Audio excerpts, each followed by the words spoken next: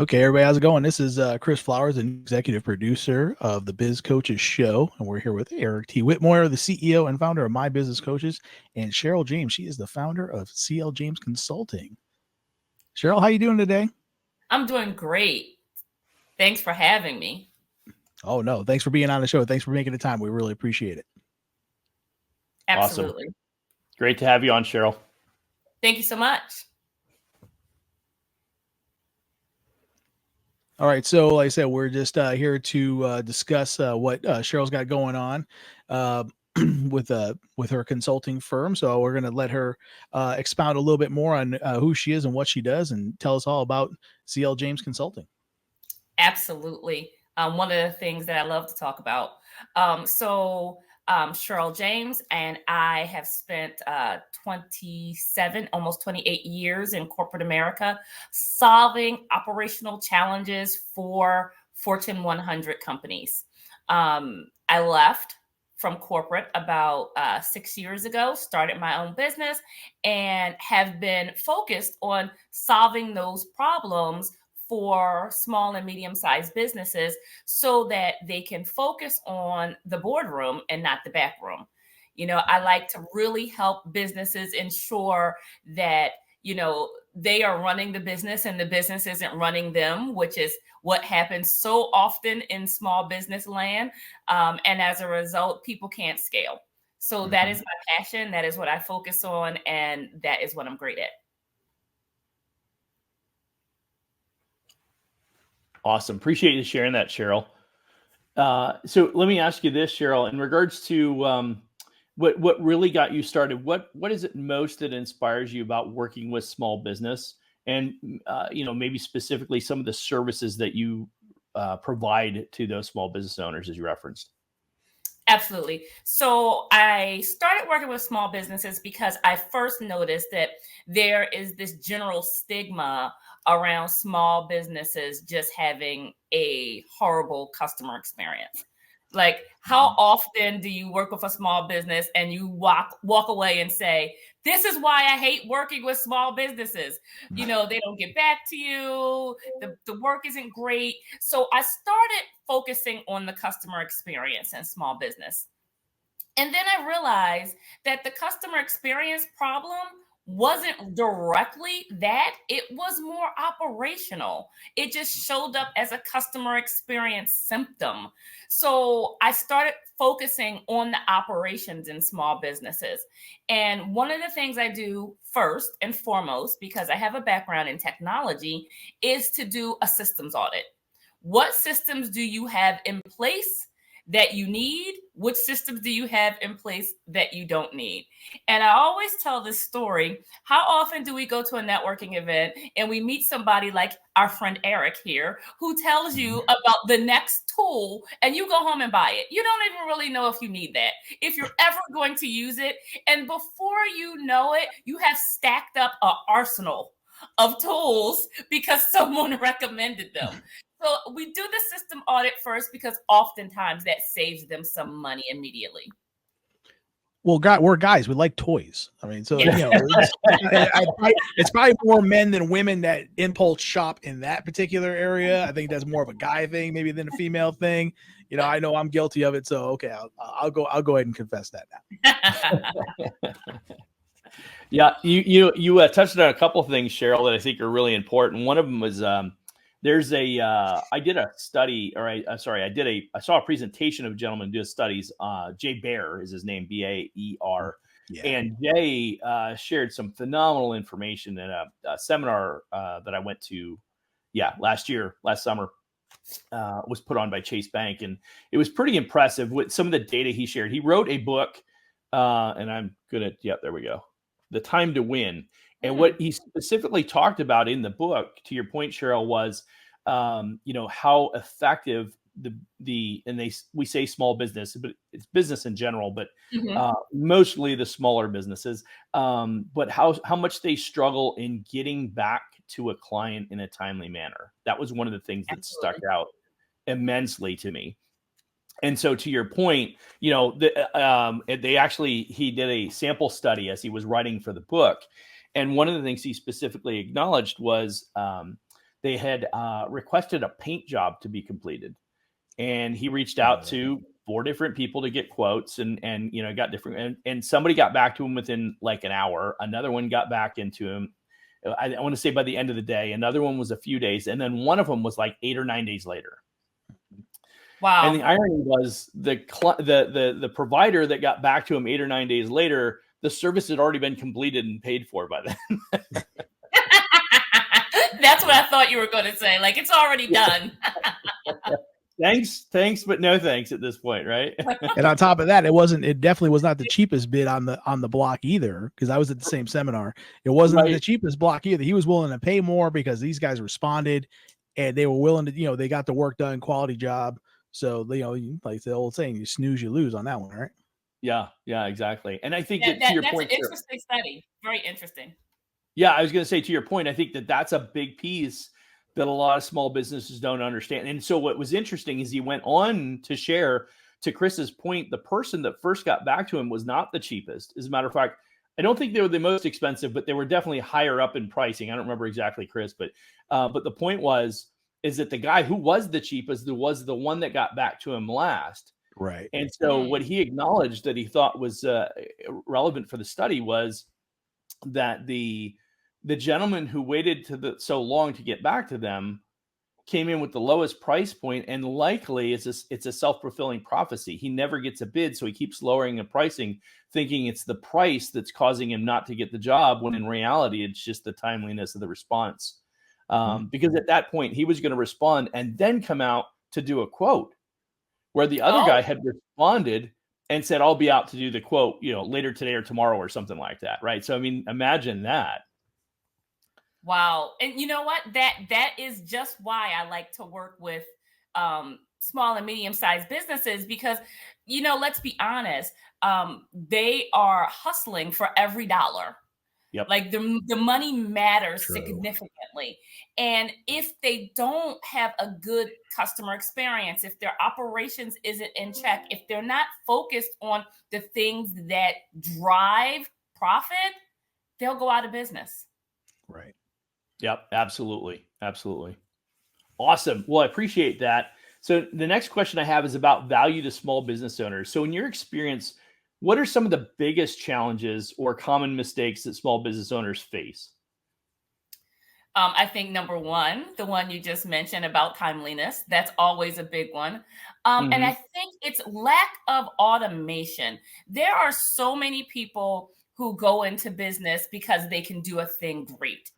Like, if you can bake cakes, you bake all the cakes for everybody you know. That doesn't mean you know how to run a bakery.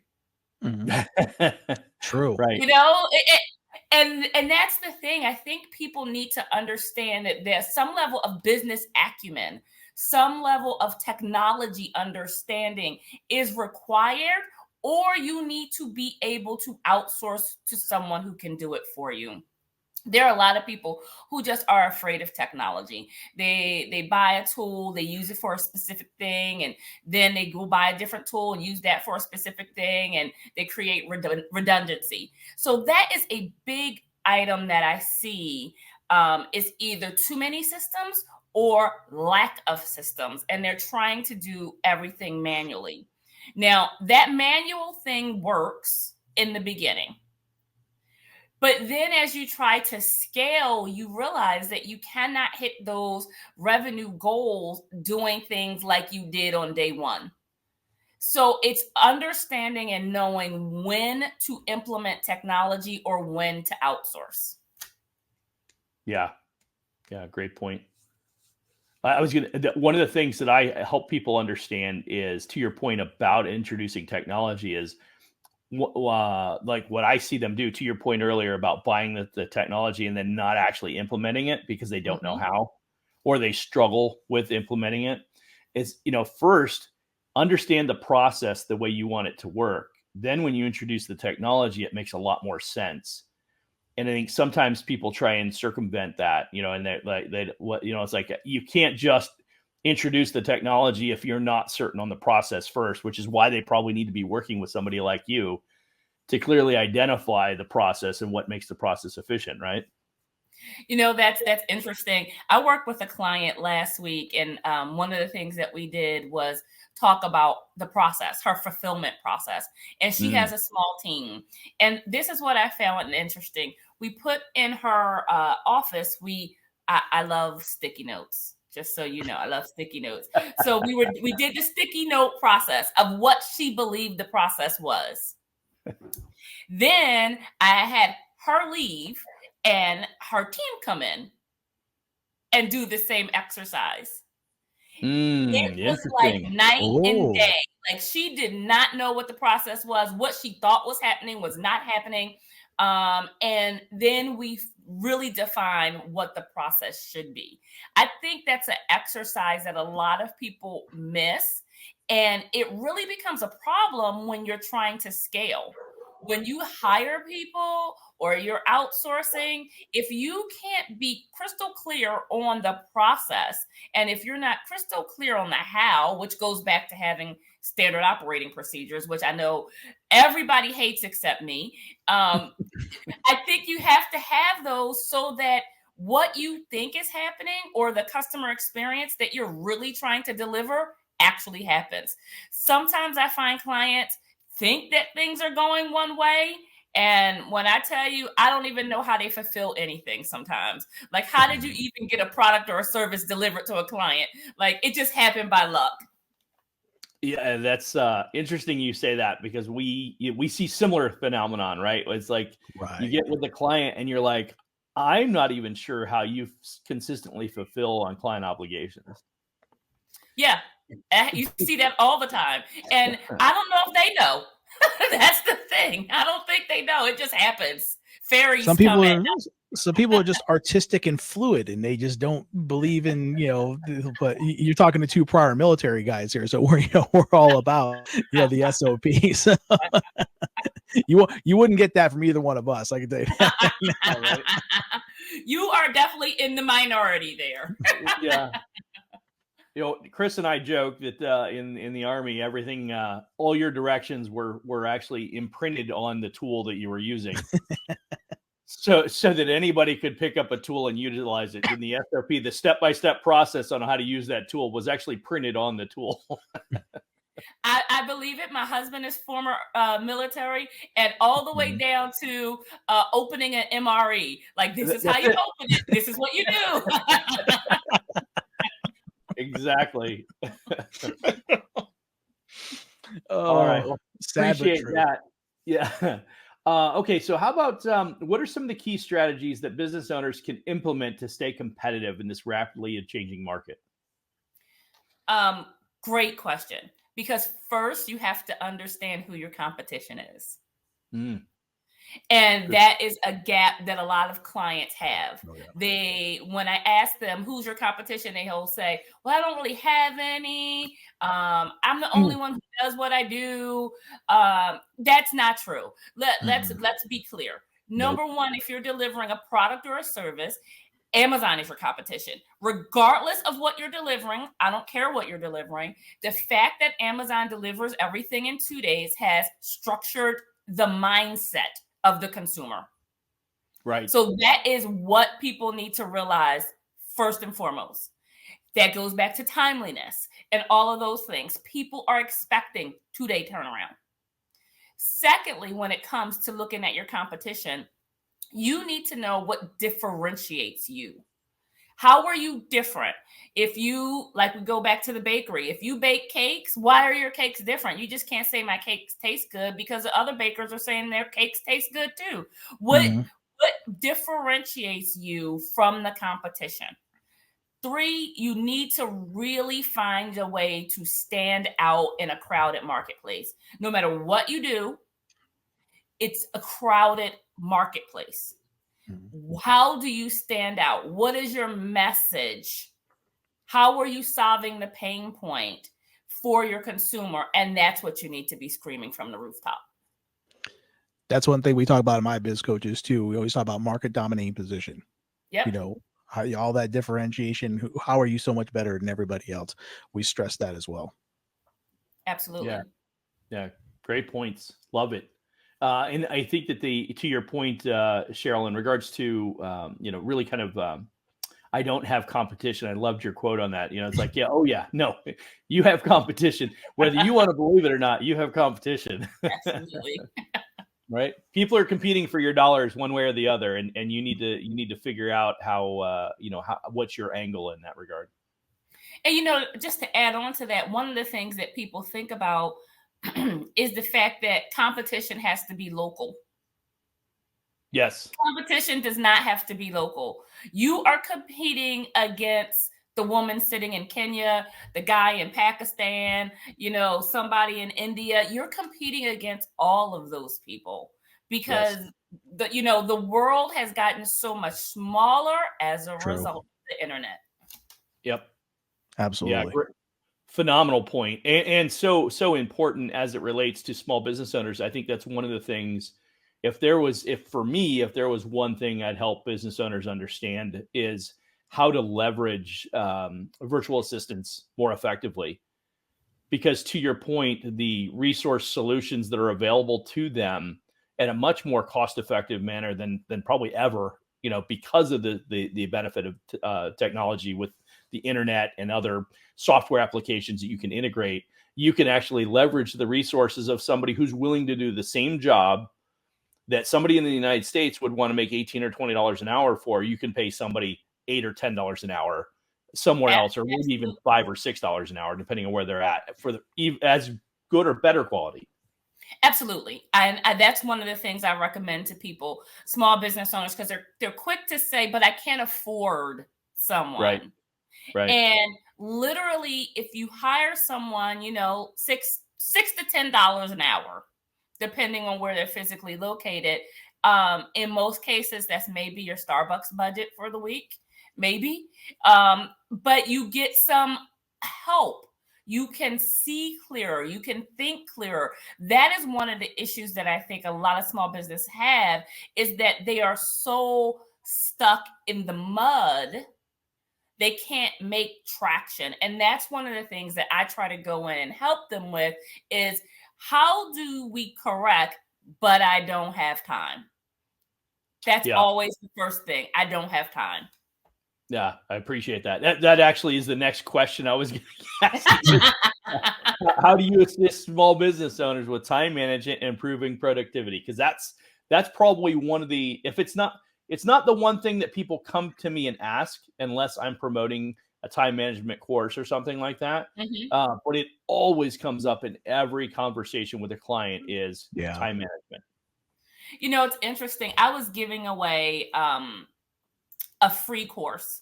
I had developed a new course called Solo to CEO, and I was giving it away to 10 ladies.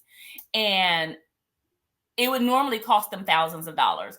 But I found so many business owners who said, but I don't even have time to spend 15 minutes with you to talk about it. And I was going back to them and saying, that is a huge symptom of the problem. Mm-hmm. If you do not have time for someone to give you a solution for free, right?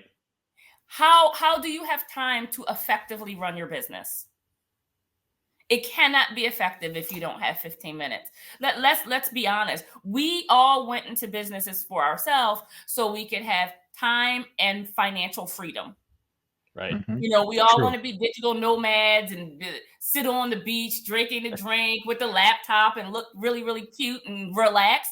But how many of us get to that point because we don't have any systems in place? We can never leave in front of the computer. We're like ankle ball chained to the desk, and It's no different from when we were in corporate. Yeah. Well, what interesting, and a lot of people just assume because you own your own business, you can do what you want when you want, and you're just as much as and it's a bad analogy, but you're just as much of a slave to your client as you are to your employer.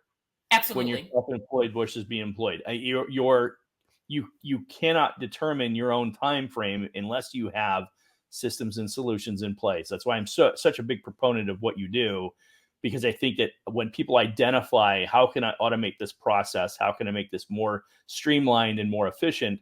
Then I can actually find some of that time, to your point, back for my life. and hopefully to be a little bit more efficient with my business, right? Exactly. And I think that's a good point, Eric. It's that people do assume that because you're in business for yourself, that, you're having, cocktails at noon every day. But no, like, let's be honest. Like, business owners, we have to schedule in a meal and a bathroom break. Right. Preach. Yeah, I tell my wife, if you want to go out with me, you need to put it on the calendar. Got to put it on the calendar. I told my wife everything goes on the calendar. If it's not on the calendar, it's not going to happen. Real. It's not real. My calendar is my brain. And if you know, yeah, and then I have to go one step further and ask her to post it for me on Instagram so I can go back and remind her that I took her somewhere. I love it. Awesome. Well, let me ask you this. As a coach yourself, consultant, coach, which do you prefer, actually? Let me ask you that.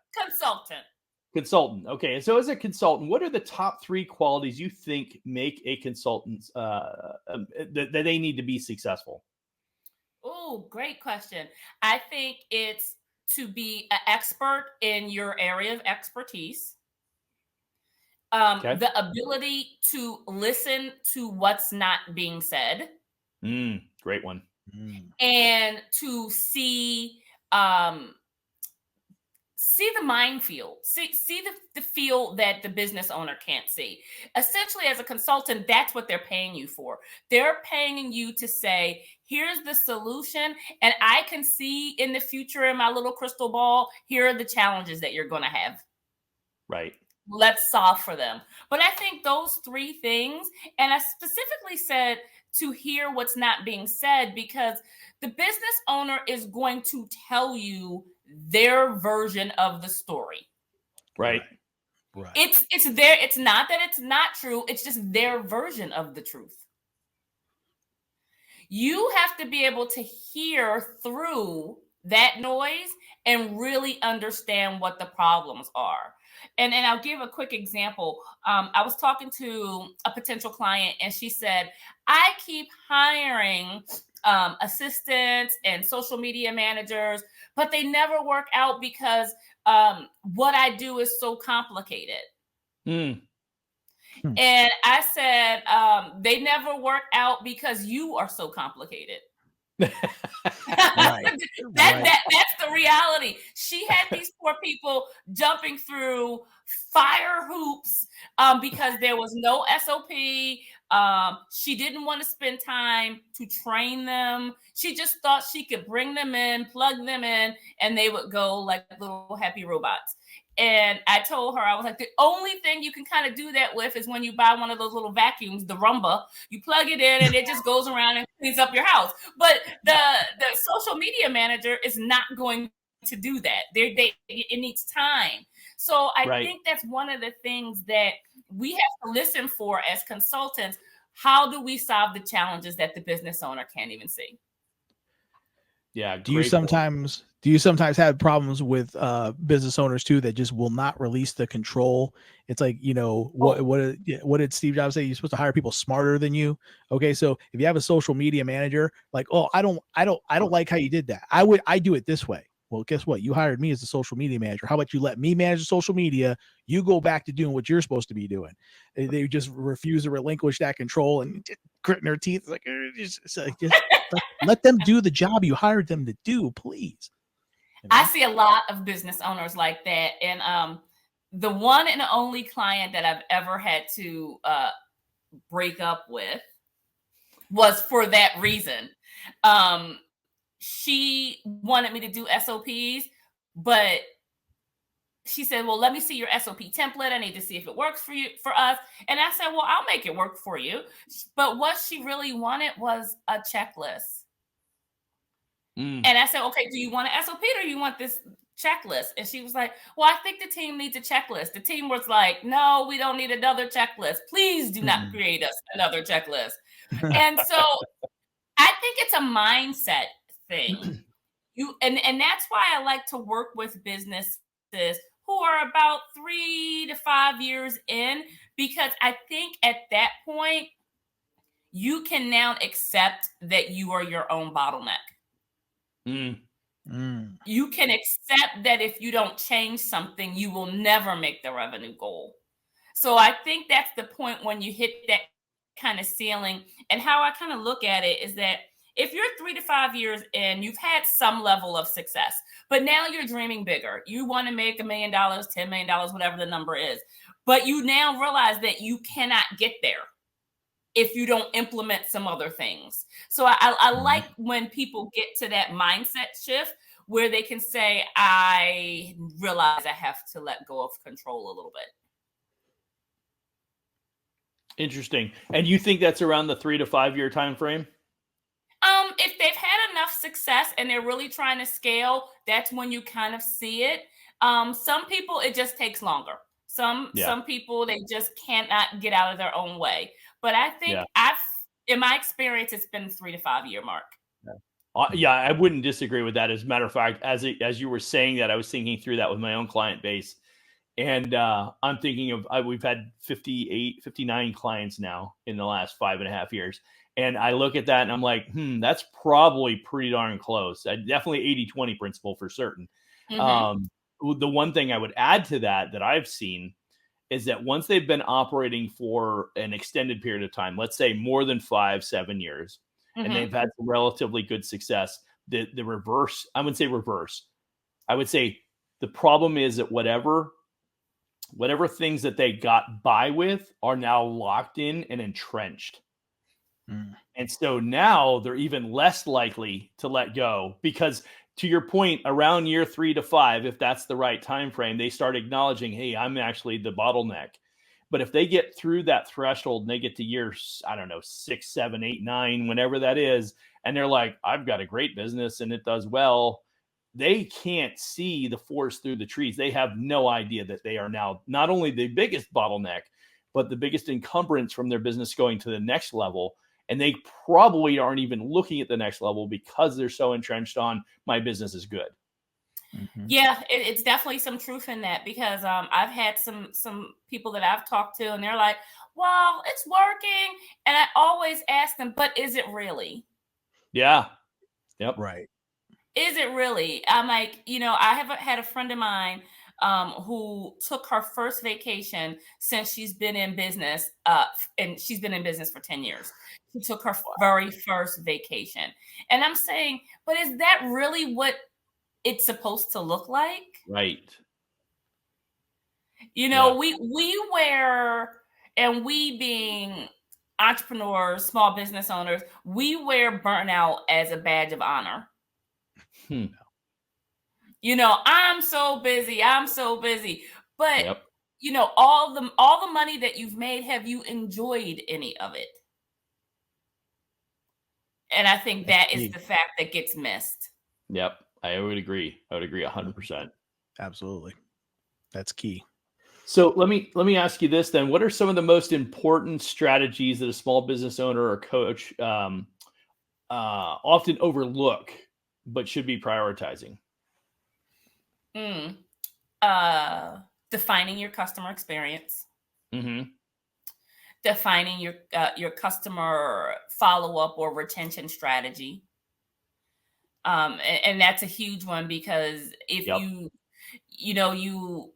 people are always chasing the next new client. Not realizing that it's easier, cheaper to retain the ones who you have.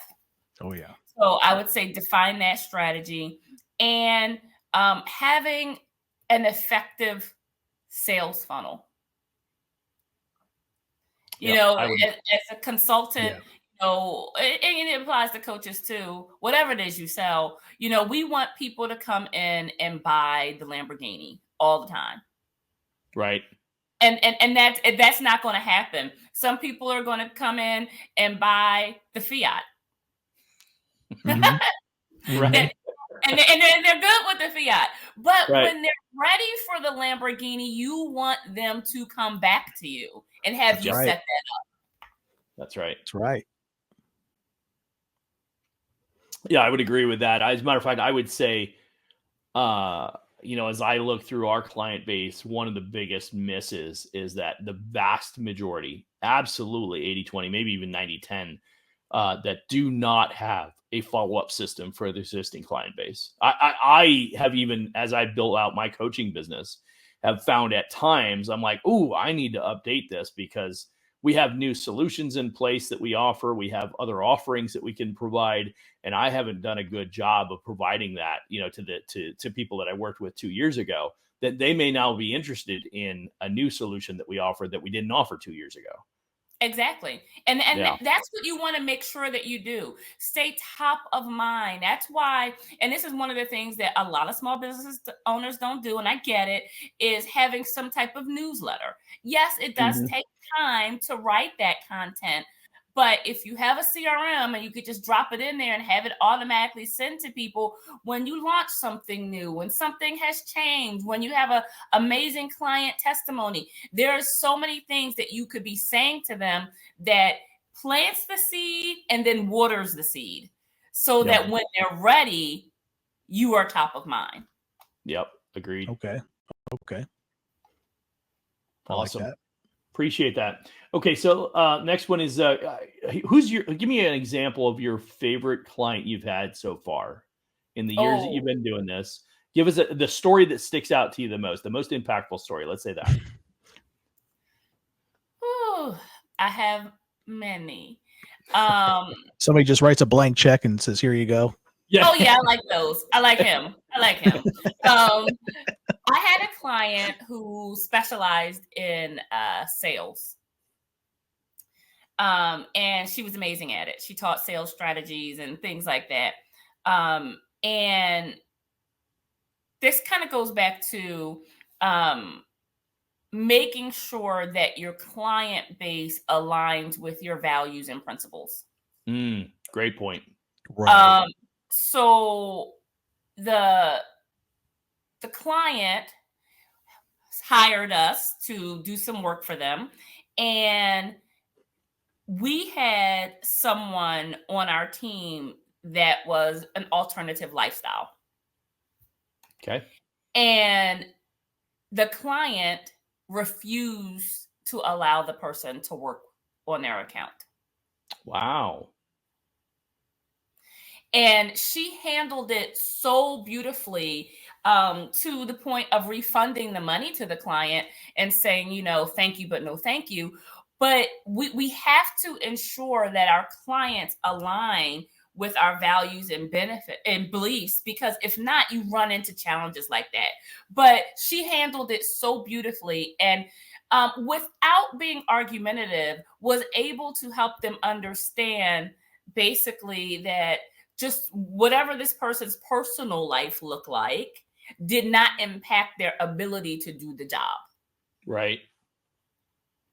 So she's my favorite client. That's one of my favorite stories because it could have gone so many other ways. Yeah, great point. True. Interesting. Yeah, that's always an interesting scenario. And you know what's funny? The more I do this, the more I realize that there are so many. We create our own impediments to being successful in business sometimes because of our own, whether it's an insecurity or a just a general stubbornness or whatever it might be. But often I feel like many business owners really struggle with, this is who I am. This is how it's got to be. And when you serve other people, you have to realize that I think that was one of the first things I learned in sales. It's not about what I want. It's about what you want. Right. If I'm trying to provide, if I'm trying to get you to pay me for a service or a product or something like that, it ain't about what I want. It's about what you want. And I am really accepting of just about anything as it relates to that. That's an important point, Eric, because that goes back to understanding that you are not your own client. Yeah. And that goes into your marketing, your social media posts, everything. You are not your own client. Actually, you are not even the main character in the story. If you really think about it, The customer is the main character, and we are here to guide them. Right. So much, I think we spend so much time talking about us because we believe that we have earned that with all the midnight hours that we put in. We believe we've earned to be the main character of the story, but it's not until you turn it and can talk about the customer do you really start seeing success. Yeah, that's a great point. And I would 100% agree with that. Is that when I got over trying to be right about everything, as a salesperson specifically, when I got over trying to be right all the time, that's when my sales success really took off, because I wasn't trying to correct everybody. I was just identifying, hey, this is what you're looking for. I have a solution for you. Let me recommend that solution. And Exactly. it completely changed. Yeah, completely changed my perspective. And I was probably in my mid to late 20s when that really kind of transitioned for me, and immediately rocketed me into leadership roles. Because I'd already been in leadership roles, but it took me to a whole nother level because I thought differently. I think that's a level of emotional intelligence really kind of. Absolutely. I think that goes for when you have employees as well. You have to understand that, the employees, if you're good to the employees, good customer service is a byproduct. Okay. So, you have to be understanding of, let the employee, to a certain extent, you got an SOP and things like that, but you have to give them some autonomy too, and some flexibility in what they want to do. They can't just do it's your way or the highway kind of thing, because they're going to take off. Like I said, you hire people that, you expect to do a good job, you hold them to a standard, and here's the SOP, like we were saying, but at the same time, give them the autonomy to, do it, with their flavor and their way. That way, it keeps them, it decreases the turnover, and the customers, know the clients, things like that. Yeah. That's a good point, Chris. I worked for a company, 30 years ago now. And the CEO of the company wrote a book called The Customer Comes Second. And at the time, it was very controversial because he was saying, I invest in my employees because if they know my heart, if they know my values, if they understand my beliefs, they will pour that into my customers. Mm-hmm. And 30 years later, we have a Facebook group on Facebook where we still say it was the best company we've ever worked for. Yeah. 30 years later. It's the Richard Branson model. It is. Yeah. It's interesting. Absolutely. Well, and it's funny, to your point, 30 years ago, that was controversial. Today, people are like, why do you not? Exactly. Now it's the norm. Yeah. Awesome. Okay. So I got a couple more questions here. We'll finish it up. Do me a favor, share with us maybe a couple of tools that that are like your go-to recommendations for clients that help them with streamlining operations or staying organized. Depending on the situation, I always tell them they need to have a CRM, of course. I happen to use Go High Level, but have a CRM, have something in place. I always make sure that they have something around accounting and financing, FreshBooks or QuickBooks or something like that. And then depending on their situation, if they're a solopreneur, if they have a team, they should have some very simple project management tool. A lot of times people say, well, I don't manage projects. Everything you do is a project. Everything you do. So you need to have something. There's so many out there. If it's a cost thing, I think Trello has a free offering. Like, get something in place so that you can track what needs to be done and what someone else's tasks are and when they are due. So many times, we negatively impact the client relationship just because we as the business owner take the eye off the ball and aren't tracking when things are due. So I would say at a minimum, we need to have those three. That's excellent. The project management tool, although I would argue that there's probably, if you're using it to its full potential, Go High Level might actually be able to do that too. I think it can, but it might be a little overcomplicated for some.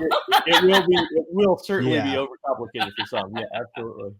It's I can overcomplicated attest to for that. me. I'm about to say, I can attest to that myself. We are still scratching the surface of what all you can do with that thing. Awesome. Okay, so how about this one? Are there specific coaching frameworks or methodologies that you kind of cling to or that you use as a baseline for what you do with your clients? I have a couple that I use, but I really tailor it to the client's need, because oftentimes I kind of take this approach of meet them where they're at. Yep. So I have many frameworks that I like and I use, but sometimes the person isn't ready. And I'll just give a quick example. I was working with someone who has only been in business 1 year. I was just asking her my normal operational assessment, and she yet doesn't know what she needs. She doesn't know. She doesn't understand who she serves. She doesn't understand time, like how long it's going to take her to fulfill something, costs. So the framework went out the window because we needed to go back to a very foundational level just to get her to the point where she could answer the questions. So it really depends on how long the person has been in business, what their business acumen is. All of those things are factors. Yeah, great point. Great point. I know I studied, shoot, now I'm trying to remember the name of it. Oh man, I'm blanking on the name, but it's the with the rocks and the boulders, the big boulders, and then the rocks. I can't remember the name of it. And then sand and all that kind of stuff. And well, then that was the analogy that I've used before. But there's a coach of the methodology, and now I can't remember the name of it. Anyway, the point is, there's traction. Traction is the name of the book. Okay. Yep. But there's a whole philosophy around that, and I remember. I was at a networking meeting or something like that, and there was a guy there who actually that's what they did. That was their coaching philosophy, and I don't dislike that. There's a lot of value in that methodology that they use or framework or whatever you want to call it. But what I recognized was it was a pretty slow process to get transition in my experience. And I felt like there's a quicker way to do it. And you made a very specific comment that resonates with me, which is I meet my client where they're at. And I have found many of the clients that have come to me because they went somewhere else first and were disenchanted with their experience, with their coaching experience, in that they were working with somebody. And like, for instance, I had a guy, he came to me and he's like, I got a question for you. He goes, I got a guy who I want to bring on board as an employee, and I'm trying to work on a compensation plan and blah, blah, blah, blah, blah. And he goes, what do you recommend? And so I went in a 15-minute dissertation about my high-level thoughts. I asked a couple of key underlying questions that were valuable for me to understand about his business. And then I made a quick recommendation. But I said, no, I'm prefacing this with, and I said this to him, I'm prefacing this with, I don't have all the details, but high level, if you came to me and asked me that question, that would be my response. He goes, okay. He goes, then why, when I was talking to this other guy, they asked me all these stupid questions for an hour? And the problem was he had some framework that he was following. He was one of the franchise coaching brands. And it was a, and I get it. It was an intake and he was going through and trying to identify. But, I think that what's lost in that process, especially when somebody asks you a simple answer, a simple question, right? Like, I've got this particular need, right? It's this, when it comes to marketing, it's very important in that regard, is because when it comes to that, if I'm answering a question, one, I'm helping you identify you have a problem or a need, and you want a quick answer to it. And if I haven't earned your business yet, what a great opportunity for me to demonstrate to you the value, right? That I can bring. If I am forced to go through this step-by-step, answer all these questions kind of process to bring you in and understand, if I can't kind of step in where you're at and help you and assimilate where you're at, I think I've missed the opportunity to show you the value I can bring. And that's an excellent point, Eric, because that's what I think people should be looking for when they're like hiring employees. Yes, you want to have an SOP, and it's just kind of a guide, but you need people who can think. Yep. It's we all have the experience where something was wrong with your internet, and they're like, "Did you turn it off?" "Yes, I unplugged it 99 times." Don't ask me that. And you've told them that, but they have to read the script. Right. That's a perfect analogy. That's a perfect analogy. Yep, exactly what I was trying. Yep. It's like, yes, I don't need to turn it on and off again. I've done that already. Thank you. Yeah. Awesome. Okay, so last question, Cheryl. You know how I am about the future. You've heard me speak many times at our different meetings that we see each other. Of the trends that are out there, what do you see as the biggest opportunity for business owners to be paying attention to and being prepared for in the next, let's say, 1 to 3 years? I think that's an easy question. Really? All right. So let me make it a little bit harder then. What specifically do you think people need? I understand where you're going with the answer, but maybe a use application or a couple of use applications that you think are really relevant right now. So the biggest thing that people need to be keeping their eye on, of course, is artificial intelligence. AI is here. It's not a fad. Nope. It's not going away. It will become more and more relevant in the future. Yep. Understanding how to use tools like ChatGPT and Claude and some of the other tools out there. You figure you have AI for creating presentations, AI for marketing and social media, doing videos. I mean, it's here. People need to get over the fear of technology, get over the fear of literally AI. It is smart. Let's just say it. It is smart. Right. And it can help you. And I want to stress, AI is a tool. It is a helper. You still have to read what it gives you. I think people miss that. They throw stuff in the ChatGPT and take out what it gets back, copy paste. They think it's done. No, sometimes it honestly does miss the mark. So you want to make sure you read it. But I think that business owners need to lean in and really figure out how AI can help them to move faster and to deliver better and to come up with new strategies to implement in their business. Agreed. Yep. Yeah. We talk about that a lot. If I add anything to that, because I think you nailed it. If I add anything to that, it would be, if you're the type of person who typically buries your head in the sand and avoids new things until it becomes commonplace across the issue that you're going to have is simply the fact that you're going to be so far behind that what it will take to catch up, if you wait too long to adapt to any of this, you'll be lost. And if you're a business owner, you'll probably be out of business. That's my biggest caution to my clients.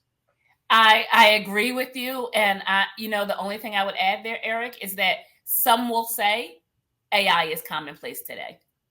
Oh, absolutely. Yeah. Yeah. Like it's here today.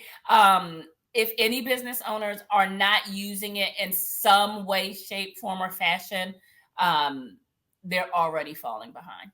Yep. Yeah, we offer courses where we talk about to our base level clients about high level, no pun intended, but high level solutions that you can leverage with either it's ChatGPT or some other AI solution.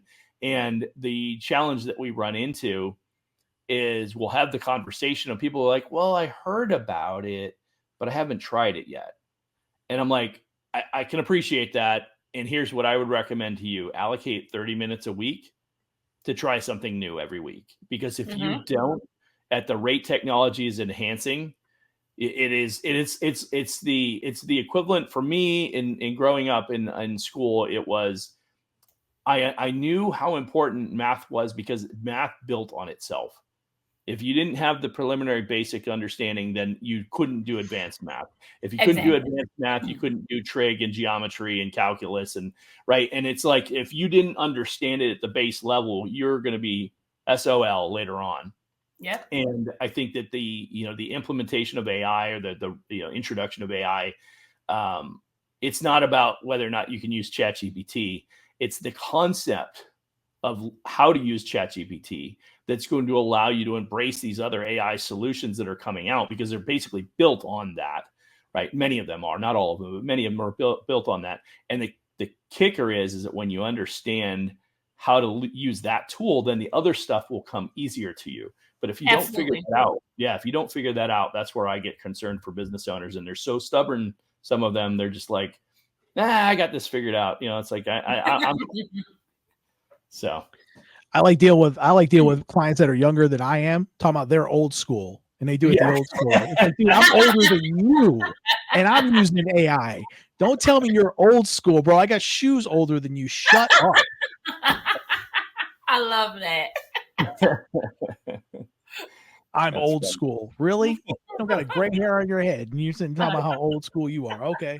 I got you. That's funny. All right, Cheryl. Well, that's all the questions I had for you. And let me ask you this. What do you have going on that you want to share with our client base, the people that follow us on the Biz Coach show? What would you like to share? So I have a program. It's called Polished Processes. As a matter of fact, I call myself the chief process polisher. I noticed that. I like that. So what it is, it helps business owners understand process, understand what they need to free up their time so that they can focus on the money generating objectives. So I'm doing a series of webinars. So if you go to my website, cljamesconsulting.com, or if you follow me on LinkedIn, Cheryl James, or Instagram, I am CL James. You can keep up to date of when the webinars are, and feel free to join. They're absolutely free, and you'll walk away with some value. Perfect. As we close out the show, we're going to put up your screenshot there with your website information, and then we'll make sure it's in the show notes when we post it live on YouTube next week. Awesome.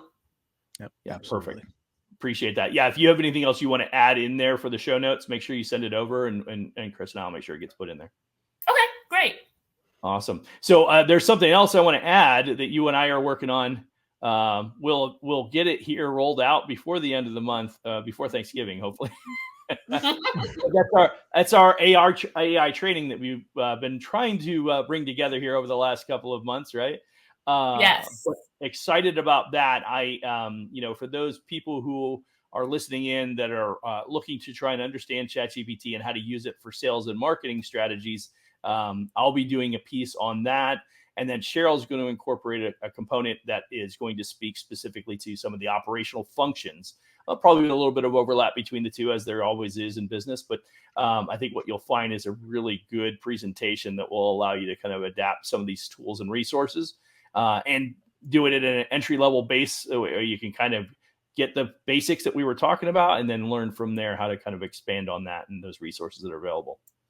Absolutely. Yeah. And we'll make sure that we make that, when we get that announcement, we'll push it out there to everybody. Awesome. Anything else, Cheryl?